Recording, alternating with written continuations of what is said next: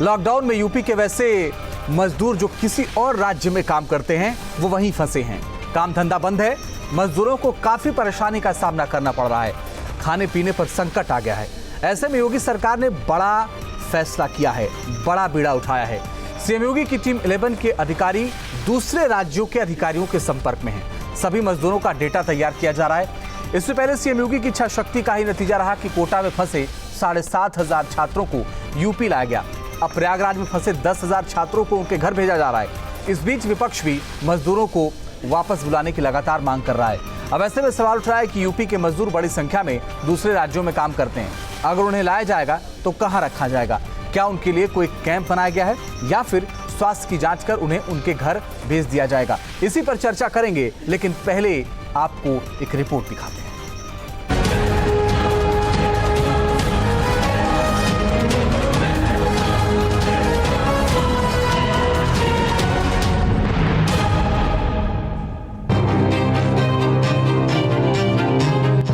पहले कोटा में फंसे छात्रों को सीएम योगी ने बुलाया, फिर प्रयागराज में पढ़ाई कर रहे छात्रों को उनके गृह जिला तक भेजा जा रहा है। अब अन्य राज्यों में फंसे मजदूरों को यूपी लाने की तैयारी में है योगी सरकार। कोरोना वायरस की महामारी के कारण देश में लॉकडाउन लागू है। लॉकडाउन के कारण राज्यों की सीमाएं सील हैं। न बसों का परिचालन हो रहा है, ना ही ट्रेनें चल रही। ऐसे में रोजी रोटी की तलाश में अन्य प्रदेशों का रुख करने वाले मजदूर अलग अलग राज्यों में ही फंस गए हैं। कोटा में फंसे छात्रों को वापस अपने राज्य में बुलाने के बाद प्रदेश की योगी आदित्यनाथ सरकार अब अन्य राज्यों में फंसे मजदूरों को भी वापस बुला रही है।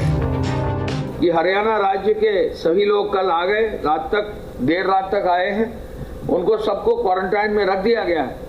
इसी प्रकार चरणबद्ध रूप से जिन जिन प्रदेशों से सूची बनकर जहां मेडिकल का जो है टेस्ट हो जाएगा, उनको एक एक प्रदेशों को एक नियमित व्यवस्था के आधार पर वहां के जिला प्रशासन और पुलिस का सहयोग लेके प्रदेश सरकार की अनुमति से माननीय मुख्यमंत्री जी ने हमारे प्रदेश में लाने की व्यवस्था का निर्देश दिया है। प्रयागराज में विभिन्न परीक्षाओं की तैयारी करने वाले लगभग 10,000 छात्र छात्राओं को उनके घर तक पहुंचाया जा रहा है। योगी सरकार ने छात्रों को उनके गांव घर पहुंचाने के लिए 300 से अधिक बसें लगाई हैं।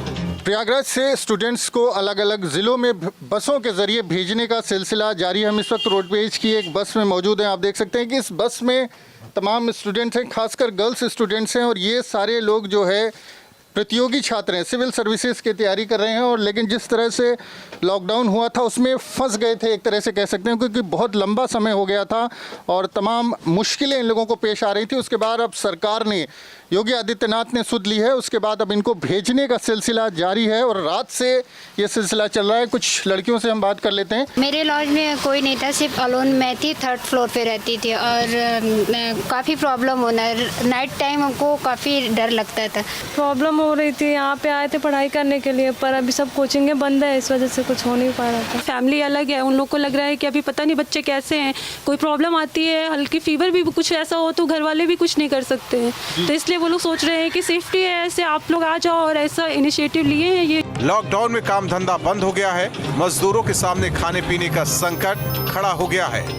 ऐसे में मजदूरों का गुस्सा फूट रहा है। सूरत में फंसे बिहार यूपी के मजदूरों ने जमकर हंगामा किया।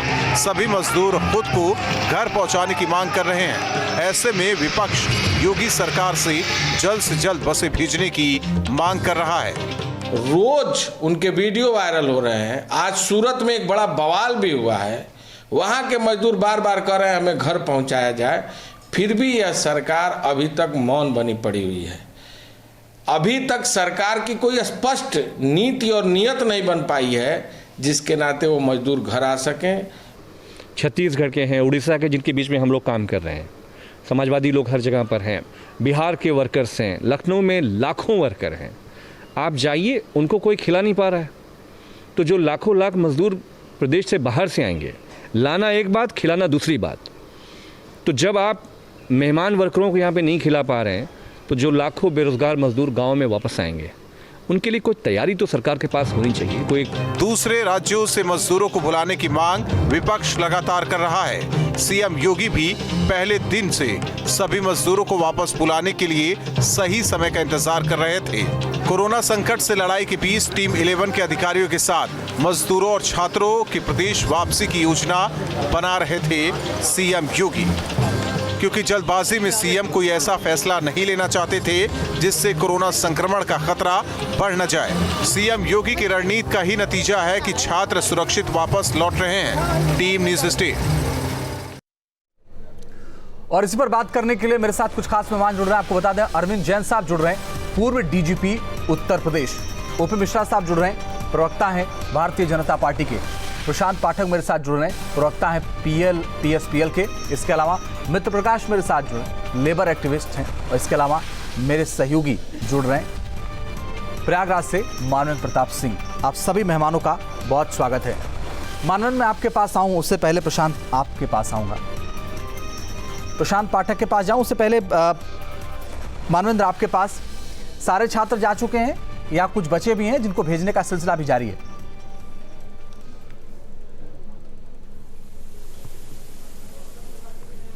देखिए, अलग अलग चरण में भेजना है छात्रों को। और अगर हम कल रात की और आज की बात करें तो 9 ज़िलों के लिए बसों के ज़रिए छात्रों को रवाना किया गया है और आज से ही दूसरा चरण शुरू हुआ है, जिसमें 27 ज़िलों के लिए स्टूडेंट्स जो है वो उनको बसों से भेजा जा रहा है। और कल से तीसरा चरण शुरू होगा, जिसमें 29 ज़िलों के लिए, जो पश्चिमी उत्तर प्रदेश के ज़्यादातर ज़िले हैं, वहाँ पर स्टूडेंट्स को भेजा जाएगा। तो लगातार ये सिलसिला शुरू हुआ है कल से, अभी कई दिन जारी रहेगा, क्योंकि हज़ारों की संख्या में स्टूडेंट्स हैं और 300 बसें लगाई गई है। लेकिन जिस तरह से नियम बनाए गए हैं कि एक 52 सीटर एक बस होती है, उसमें 26 स्टूडेंट्स को बैठाना है, उनके साथ एक सुरक्षा गार्ड जाएगा, एक अटेंडेंट जाएगा, एक मेडिकल का आदमी जाएगा। तो जिस तरह से पूरी प्लानिंग बनाई गई है उसमें थोड़ा सा समय लगेगा, लेकिन छात्रों को, स्टूडेंट्स को, बॉयज़ स्टूडेंट्स हैं, गर्ल्स स्टूडेंट्स हैं, उनको घर तक पहुँचाना है। तो एक बहुत बड़ा कदम है और उसमें थोड़ा सा समय, 2-3 दिन का समय अभी और लगेगा, लेकिन धीरे धीरे सारे स्टूडेंट्स को शिफ्ट कर दिया जाएगा। लेकिन जिस तरह से हमने देखा कि महीनों से फंसे हुए थे, खासकर लड़कियां जो हैं पढ़ने के लिए यहाँ पर आई थी, वो जब फंस जाती हैं, घर नहीं पहुँच पाती, तो घर वालों पर क्या बीत रही होगी इसका अंदाजा उनके घर वाले ही लगा सकते हैं। और कहीं ना कहीं बड़ी राहत है उनके लिए। जो स्टूडेंट्स यहाँ पर जा रहे थे तो बहुत खुश थे, उनके चेहरे खिले हुए थे और कहीं ना कहीं वो शुक्रिया अदा कर रहे थे सरकार का। ठीक है, बने रहिए। मानव, हम लौट रहे हैं आपके पास। प्रशांत पाठक भी मेरे साथ बने हुए। प्रशांत जी, एक बात बताइए कि विपक्ष ये कह रहा था भाई मजदूरों को लाया जाए जो दूसरे राज्यों में फंसे हुए हैं, छात्रों को लाया जाए जो फंसे हुए हैं। तो छात्रों को कोटा से लाया गया, प्रयागराज से भेजा जा रहा है, मजदूरों को लाने की प्लानिंग हो गई है। अब ठीक है? नहीं, ठीक है, ये बात आपने जो बात बोली है वो बात ठीक है कि आप मजदूरों को लेके आ रहे हैं, छात्रों को लेके आ रहे हैं। ये कार्य सरकार को बहुत पहले करना चाहिए था। आज 40 दिन होने जा रहे हैं लॉकडाउन को होते होते, लगभग 40 दिन होने वाले हैं और इतनी देरी के साथ में सरकार ने ये कदम उठाया। ये भी चूँकि आगे चल के अब हर स्टेट के अंदर जो कोविड-19 की जो पोजीशन है वो भी कहीं ना कहीं एक बड़ा विचार का विषय होगा कि जो मजदूर पहले लाए जा सकते थे उनको इतना लेट क्यों लाया गया। दूसरी स्थिति पर अगर बात करूँ कि आज की डेट में जो उत्तर प्रदेश के अंदर डेली बेसिस के जो मजदूर हैं उनकी स्थिति लगातार गंभीर होती जा रही है। लगातार आत्महत्याओं की बातें आज सामने आ रही हैं, लगातार उनके भूखे प्यासे होने की समस्याएं आ रही हैं। क्वारंटीन सेंटर का हाल बहुत बुरा है, वहाँ लोगों को प्रॉपर सुविधाएं नहीं मिल पा रही हैं। तो सरकार को इस ओर भी कदम उठाने चाहिए। आप डंडे के दम पे, आप लॉकडाउन के दम पे, आप ठीक है चीज़ को, सोशल डिस्टेंसिंग सबसे मस्ट पार्ट है इस चीज़ का, लेकिन आप इस चीज़ को नहीं मानेंगे, जब जो है उसमें नहीं निकलेंगे इस लॉकडाउन में, तो क्या तरीका है फिर उनको मनाने का? पुलिस क्या करे बताइए ना। नहीं तो आप नहीं पुलिस क्या, ठीक है आप डंडे के दम पे, लेकिन आपके पास अभी रिसोर्सेज, मेडिकल रिसोर्सेज कितने हैं वो देखने पड़ेंगे आपको कि मेडिकल रिसोर्सेज आपके पास कितने आ रहे हैं, उसके ऊपर भी बात करनी पड़ेगी, उसके ऊपर बात करनी आपको पड़ेगी। क्योंकि आप आज देखिए, आज आपके पास टेस्टिंग किट्स की बहुत ज़्यादा कमी है लोगों के पास। चलिए, मैं लौट रहा हूं आपके पास प्रशांत पाठक, क्योंकि आपकी आवाज में थोड़ी दिक्कत आ रही है। ओपी मिश्रा साहब जवाब दे दीजिए, फिर मैं अरविंद जी के पास जाऊंगा।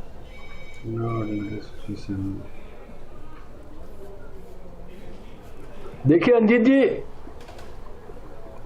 बोले सर। हम जिस महामारी संकट से जूझ रहे हैं, पूरा विश्व इससे जूझ रहा है और भारत और भारत जिस तरह से मजबूती से इस महामारी के खिलाफ खड़ा है और जिस मजबूती से लड़ रहा है, और खासकर उत्तर प्रदेश की सरकार जिस तरह से अपने लोगों की जो विभिन्न राज्यों में फंसे हुए हैं उसकी चिंता कर रही है, छात्रों की चिंता कर रही है, ये बिल्कुल ही सराहनीय कदम है। इस पर कोई राजनीति नहीं होनी चाहिए।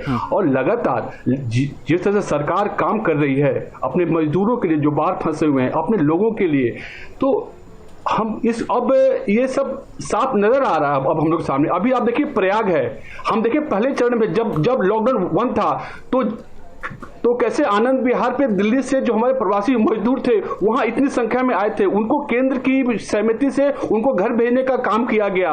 अभी आप देखेंगे हरियाणा से हमने जो वहां हमारे प्रवासी मजदूर थे उन सभी को लगभग हम लोगों ने उत्तर प्रदेश बुला लिया है। अभी आप देखें प्रयाग में जिस तरह वहां बच्चे फंसे हुए उनको अपने अपने जिलों में भेजा जा रहा है। आप देखें कल से मध्य प्रदेश में जो लोग हैं जो हमारे उत्तर प्रदेश के वहां जो श्रमिक हैं उनको वापस लाने का काम हो रहा है। लेकिन जिस तरह से पूरे देश में और योगी जी की सरकार ने, हमारे उत्तर प्रदेश की सरकार ने तत्परता से कार्रवाई की है और सभी लॉकडाउन के प्रावधानों का पालन करते हुए, सभी नियमों का पालन करते हुए, सोशल डिस्टेंसिंग का पालन करते हुए अपने मजदूरों की चिंता की है, वो काबिले तारीफ है। और मैं कहता हूं अभी और भी किया जाना बाकी है और हम लगातार उसकी तरफ कदम उठा रहे हैं। सारे प्रदेशों में नोडल अधिकारी बनाए गए हैं, वहां लोग संपर्क कर रहे हैं और उनका डाटा इकट्ठा किया जा रहा है और लगातार उनको वापस उत्तर प्रदेश में उनके घरों में पहुंचाने के लिए लगातार प्रयास जारी है। उनके काम को देख के पता चलती है, ऐसा लगता है कि 24 घंटे में लगातार वो एक्टिव हैं। प्रशांत, मैं आपके पास आ रहा हूं, मैं एक सवाल पूछ लूं बस ओपी मिश्रा साहब से। ऐसा लगता है कि वो लगातार एक्टिव हैं, वो दिखता भी है। मैं केवल एक जवाब जी, वो प्रशांत पहले आप ही बोल लीजिए फिर। नहीं, मेरा केवल एक सवाल है ओपी मिश्रा जी से। हाँ, मैं केवल एक सवाल पूछना चाह रहा हूँ कि जो ये बात कर रहे हैं तत्परता की। देखिए मिश्रा जी सुन लीजिए, जो आप तत्परता की बात कर रहे हैं, आगरा के अंदर क्वारंटीन सेंटर का हाल आपने देखा है किस तरीके से वहां पे मनमानी चल रही है, वहां पीने का पानी उपलब्ध नहीं है, खाने की व्यवस्था नहीं है। आप बात कर रहे हैं कि चलिए बोलिए ओपी मिश्रा साहब। अंजित बोलिए सर। ये स्टूडियो में बैठ के प्रगतिशील पार्टी के जो प्रवक्ता है पाठक जी, ये कभी आगरा नहीं गए होंगे, इनको आगरा की सिचुएशन नहीं पता होगी, इनको बिल्कुल नहीं पता है। ये सिर्फ राजनीति कर सकते हैं और जिस तरह से उत्तर प्रदेश की सरकार इस महामारी के खिलाफ लड़ रही है उसमें ये सहयोग नहीं कर सकते हैं, इनको ये दिखता है। और हमारे योगी जी की सरकार ने साफ कहा है कि जो प्रवासी जो श्रमिक उत्तर प्रदेश में आएंगे उनको उत्तर प्रदेश में हम रोजगार की व्यवस्था करेंगे। और सुनिए, जिस तरह से स्वयंसेवी संस्था, पूरा संघ परिवार, पूरा भारतीय जनता पार्टी का एक कार्यकर्ता, भारतीय जनता पार्टी की महिलाएं लगातार मास्क बना रही हैं, हर एक घर में मास्क बन रहा है और जिस तरह से एक परिवार 10 परिवारों के लिए खाना बना रहा है। बड़ी बातें मत करिए, जाइए और निकल के देखिए, आप धरातल पे नहीं है, आपको पता नहीं है, आप राजनीति कर रहे हैं।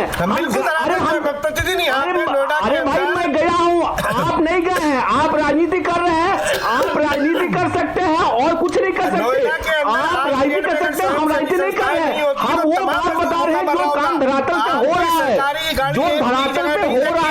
मैं कोई मजदूर एक मजदूर भूखा नहीं मरा है। अरे आप कैसी बात कर रहे हैं, आप कैसी बात कर रहे हैं, एक भी मजदूर भूखा नहीं मरा है। आप मुझे बताइए उत्तर प्रदेश में एक मजदूर भूखा कहाँ मरा है, आप मुझे डाटा दीजिए। मैं आपको चैलेंज करता हूँ, उत्तर प्रदेश में एक व्यक्ति जो भूखमरी से मरा हो, आप मुझे बताइए। आप राजनीति कर सकते हैं और आप कुछ नहीं कर सकते। आप और बैठ के घरों में और कहीं नहीं जा रहे हैं आप लोग, कैसे लोग और आपके सदस्य भी नहीं है, आपके समाज में कोई उपयोगिता नहीं है, आप समाज में कोई काम नहीं कर रहे हैं। चलिए आप दोनों बने रहिए, लड़ने से कोई फायदा नहीं है, आप दोनों अपने अपने घर पर हैं, स्टूडियो में हम हैं और फील्ड पर हमारे रिपोर्टर हैं। अरविंद जैन साहब, मैं आपके पास आता हूं। देखिए हमारा मसला आज दूसरा है, मगर आप हमारे साथ बैठे हैं। एक बहुत महत्वपूर्ण सवाल है, पुलिस की जब छवि की बात होती है तो एक बहुत ही निगेटिव छवि की बात होती है, लेकिन इस कोरोना काल में हमने देखा किस तरीके से लगातार पुलिस सड़क पर है, संघर्ष कर रही है और एक जो पुलिस का दूसरा रूप है लोगों को समझाने के लिए कि भाई लॉकडाउन है, हम आपके लिए सड़क पर हैं, मत उतरिए, ये एक नया रूप पुलिस का सामने आया है।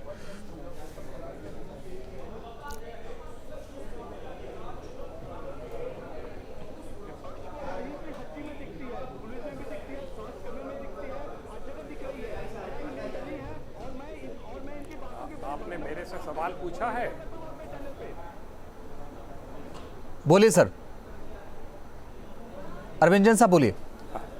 नहीं, देखिए, हाँ, बहुत अच्छा रूप आया है और पुलिस की छवि में जो ड्यूटी वो रही है उससे बड़ा एक इमेज में भी सुधार हुआ है और एक परसेप्शन भी लोगों का बदला है। यहाँ तक कि देश के प्रधानमंत्री ने भी इसकी प्रशंसा की है और मैं समझता हूँ कि पुलिस को अपना ये मानवीय चेहरा लगातार पब्लिक के सामने रखना चाहिए।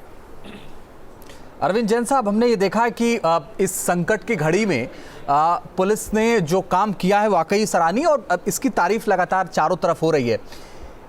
किसी तरीके की जब बात होती है पुलिस की, तमाम समस्याएं भी उनके सामने है, लेकिन वो 20-20 घंटे 18 घंटे ड्यूटी कर रहे हैं।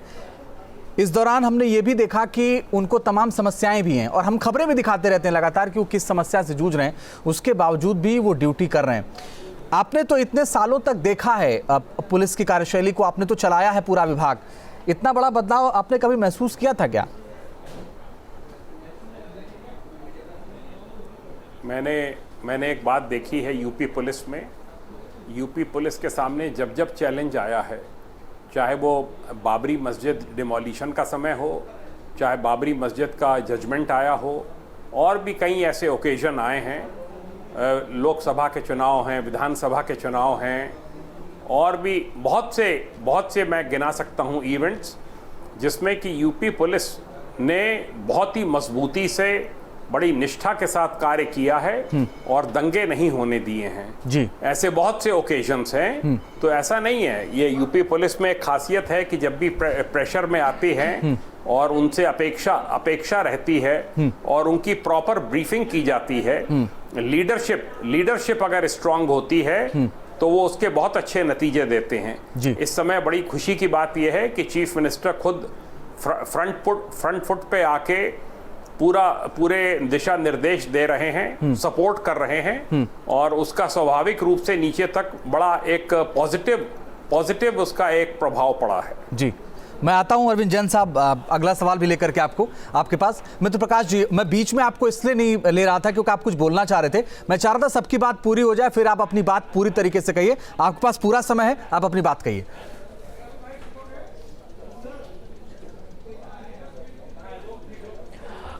जैसे कि मेरा बीजेपी के प्रवक्ता जो अभी पॉलिटिक्स की बातें कर रहे थे, तमाम बातें कर रहे थे, उनसे एक आग्रह है कि वो इस तरह के क्रिटिकल सिचुएशन में इस तरह की बातें ना करें कि ये राजनीति कर रहे हैं, ये राजनीति कर रहे हैं। तमाम दलों के लोग एक साथ आ रहे हैं और उन्हें भी इस तरह किसी पे आक्षेप नहीं लगाना चाहिए कि कोई राजनीति कर रहा है। दूसरा सवाल रहा कि इनसे ही सवाल है, क्योंकि ये सरकार में है, कि आने वाला समय इतना क्रिटिकल होने वाला है कि मजदूर बाहर से आ रहे हैं और ये अच्छी पहल है योगी सरकार की। ये मैं अपने आप से कहना चाह रहा हूँ। लेकिन योगी सरकार की अच्छी पहल है, लेकिन जो लोग आ रहे हैं उनके लिए एक चीज़ मायने रखती है कि जब पेट की आग जलती है तो सोशल डिस्टेंस या मास्क या सैनिटाइजर नहीं काम करता है, उसे भूख की ज़रूरत होती है। और पूरे देश में यूनाइटेड नेशन की रिपोर्ट है कि इस समय पूरे देश में आने वाले समय में 3 लाख लोग रोज भूख से परेशान रहेंगे। तो इसकी चिंता करनी होगी उन्हें और सरकार को भी। और जो लोग आ रहे हैं वो क्या सही से आ रहे हैं, क्या उनकी सही से जांच हो रही है? और दूसरा, जब वो अपने गांव में जाएंगे, अगर उनमें से एक भी व्यक्ति कोरोना पॉजिटिव पाया गया तो वो अपने स्थितियां किस तरह वो अपने गांव के लिए प्रभावित करेंगे, इसके लिए सरकार की क्या तैयारी है, इसके पे भी विशेष ध्यान रखना चाहिए जी। ओपी मिश्रा साहब, जल्दी से जवाब दीजिए। आपने बड़े अच्छे प्रश्न उठाए हैं और मैं बड़ा तो स्वागत करता हूं। आपके जितने बिंदु हैं, बिल्कुल जो श्रमिक उत्तर प्रदेश से बाहर गए हैं वो आ रहे, वो बिल्कुल उनको जो श्रमिक उत्तर प्रदेश से बाहर गए हैं वो आ रहे, वो जो उनको उत्तर प्रदेश लाया जाएगा, बिल्कुल ही जो लॉकडाउन की परिस्थितियां हैं, जो उसके नियम है, कानून है, जिस तरह से सोशल डिस्टेंसिंग है, उसके अनुसार उनको उत्तर प्रदेश में लाया जाएगा। और यह प्रयास किया जाएगा कि जो लोग जो उत्तर प्रदेश में आ जाएं, उनको उत्तर प्रदेश में योगी जी की सरकार ने कहा है कि हम उनको रोजगार उपलब्ध कराएंगे, ऐसी स्थिति नहीं आने देंगे कि वो उत्तर प्रदेश से बाहर जाएं। दूसरा, उनके पास उत्तर प्रदेश में कहीं भी खाने का पीने का कोई संकट नहीं है। मैं आपको बड़े ही स्पष्ट शब्दों में कहता हूं। और जो दल तो रोजगार आपने दिया नहीं, अब आप कह रहे हैं कि लाखों लोग आ जाएंगे, उनको हम रोजगार दे देंगे। महोदय मेरी बात सुने। महोदय 10 लाख लोग यूपी के हैदराबाद, गुजरात और मुंबई, महाराष्ट्र, हर जगह पे 10 लाख से ज्यादा मजदूर हैं। देखिए मैं बता रहा हूँ, extraordinary situation needs extraordinary efforts. ये एक्स्ट्राऑर्डिनरी सिचुएशन है और हम इसके लिए, और हम बिल्कुल हम इसके लिए, आप चिंता नहीं कीजिए, हर एक व्यक्ति की व्यवस्था है। मैं उत्तर प्रदेश की सरकार किसी को बेसहारा नहीं छोड़ेगी। एक एक नागरिक को 23 करोड़ उत्तर प्रदेश के नागरिकों की जो सरकार है वो 23 करोड़ नागरिकों के प्रति समर्पित है, चाहे वो देश के किसी भी भाग में हो। ठीक है सर, ओपी मिश्रा साहब मैं आ रहा हूँ, प्रशांत जी आपके पास भी आऊंगा। क्या आप इसकी जिम्मेदारी लेंगे? क्या आप इसकी जिम्मेदारी लेते हैं? ठीक है, प्रकाश जी आपके पास लेंगे समय दीजिएगा कि आप 10 लाख लोगों को रोजगार दिला पाएंगे या 10 लाख राज्यों से जो आंकड़ा है लाखों में, मुंबई में लाखों मजदूर हैं, गुजरात में और तमाम राज्यों में मिलाकर के लाखों मजदूर हैं, जब वो आएंगे तो उत्तर प्रदेश पुलिस को क्या क्या फेस करना पड़ेगा, क्या क्या समस्याएं आएंगी उनके सामने?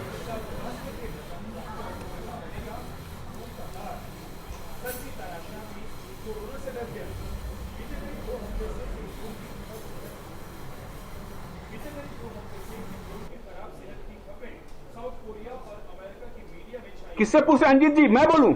नहीं, अरविंद जैन साहब से मैंने पूछा है, अरविंद जैन साहब से। अच्छा, मुझे आपकी आवाज नहीं आ रही थी साफ। देखिए, दो बात है जी। प्रधानमंत्री जी का जो निर्देश था वो था कि जो जहां पर है वहीं बना रहे।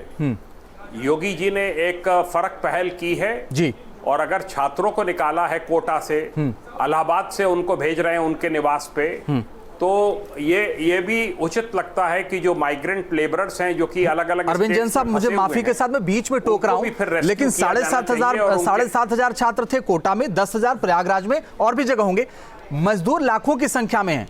इसीलिए मैं पूछ रहा हूं कि वो जब आएंगे तो उत्तर प्रदेश पुलिस के सामने किस तरीके की समस्याएं होंगी? बहुत बड़ी समस्या खड़ी होगी, इसमें कोई दो राय नहीं है। सबकी स्क्रीनिंग करनी पड़ेगी, सबको थर्मल चेकिंग करनी होगी स्कैनर्स से। इसमें से हो सकता है कहीं बीमार भी हो, कहीं को फीवर भी हो, उनमें से बहुतों को क्वारंटीन भी करना होगा। ये एक बहुत बड़ी समस्या है। और एक और समस्या इससे उत्पन्न होगी कि जैसे यूपी ये पहल करेगा, अन्य स्टेट्स के रहने वाले मजदूर भी अपने अपनी राज्य सरकारों के ऊपर दबाव डालेंगे और इससे एक बहुत बड़ा मूवमेंट माइग्रेंट लेबरर्स का स्टेट टू स्टेट शुरू हो जाएगा। ये एक विचारणीय प्रश्न है जी। और बिहार के चीफ मिनिस्टर इसको हमेशा से अपोज करते रहे। लेकिन ये पहल योगी जी की बहुत ही मानवीय पहलू है। मानवीय पहलू तो यही है, मानवीय पहलू तो यही है कि उनको उनके घर तक पहुंचाना सरकार का दायित्व है। और ये एक बहुत ही एक इम्पॉर्टेंट पहल, मैं कहूंगा एक बहुत ही शानदार पहल है वैसे उत्तर प्रदेश के चीफ मिनिस्टर की जी, कि उन्होंने इतना बड़ा कदम उठाने का साहस किया है। ठीक है, बहुत बड़ा काम है, लेकिन लाखों परिवारों की खुशियां देने के लिए काम है। मित्र प्रकाश जी आप बोल लीजिए, फिर ओपी मिश्रा साहब बोलेंगे जल्दी से। मित्र प्रकाश जी बोलिए। मित्र प्रकाश जी बोलिए। सर एक छोटा अरविंद सर से मेरा एक छोटा सा प्रश्न अरविंद सर से एक मेरा छोटा सा प्रश्न ये है कि सर आपने इससे पहले देखा होगा कि जब कुछ मजदूर आ रहे थे, योगी सरकार ने इससे पहले जो बसें चलाई थी, कुछ मजदूर आ रहे थे तो उनके ऊपर ब्लीचिंग पाउडर का पानी छिड़का जा रहा था। मैंने अपनी आंखों से देखा है कि प्रशासन किस तरह डंडे चलाकर बसों में भर भर के लाता है। तो क्या सर ये एक अपनी अंतर्दृष्टि से एक बात बताएं कि क्या ये फैसला सही था? मुझे खुद अच्छा लग रहा है कि लोग अपने घरों पे आएंगे। प्रकाश जी ठीक है, आपका सवाल हो गया। प्रशांत जी बोलिए। प्रशांत जी बोलिए। ठीक है मित्र प्रकाश जी, समय कम है, प्रशांत जी बोलिए, फटाफट से बोलिए। मेरा जी एक ही सवाल है कि क्या राज्य सरकार जो मौजूदा आज की डेट में हमारे पास लेबर है उनके खाने पीने का अरेंजमेंट कर पाएगी? इसके बाद जो 10 लाख प्रवासी मजदूर हमारे वापस आएंगे अपने कहाँ नहीं कर पा रही है सरकार, आप उनको बता दीजिए ना क्या व्यवस्थाएं रहेंगी? आपके लिए तो मंच है ना, आप भी तो एक पार्टी से हैं, पीएसपीएल के प्रवक्ता, बता दीजिए ना उनको कहां। आप अजीत जी आप पत्रकार हैं, मुझसे ज्यादा अच्छे तरीके से आपको पता होगा। अगर हमें बहुत अच्छे पता होता तो हम आपको बुलाते ही क्यों? तमाम क्वारंटीन सेंटर हम खुद ही बता देते हैं। आप आए, आप बताइए ना। नहीं हमें जितनी जानकारी बताते हैं। देखिए पत्रकार यही तो एक खूबसूरती है। देखिए मैं बता रहा हूँ आपको, धरातल की स्थिति बता रहा हूँ। नोएडा के अंदर आप एक दिन गाड़ी लेके निकल जाइए, आपको सैकड़ों मजदूर रोड के किनारे सोते हुए साहब जल्दी जवाब दीजिए। आप हिंदुस्तान के किसी भी कोने में चली जाइए। देखिए अंजीत जी इनको कोई वास्तविकता की जानकारी नहीं है। ये बस ये आप सुनिए तो आप सुन लीजिए। अरे तो आप सुनिए तो सही। आप बात तो सुनिए। एक मुख्यमंत्री जो 24 घंटे काम कर रहा है। सर मेरे पास बहुत शुक्रिया आप सबका जुड़ने के लिए और हमारे साथ चर्चा में शामिल होने के लिए। सबसे बड़ा मुद्दा में फिलहाल के लिए बस इतना ही।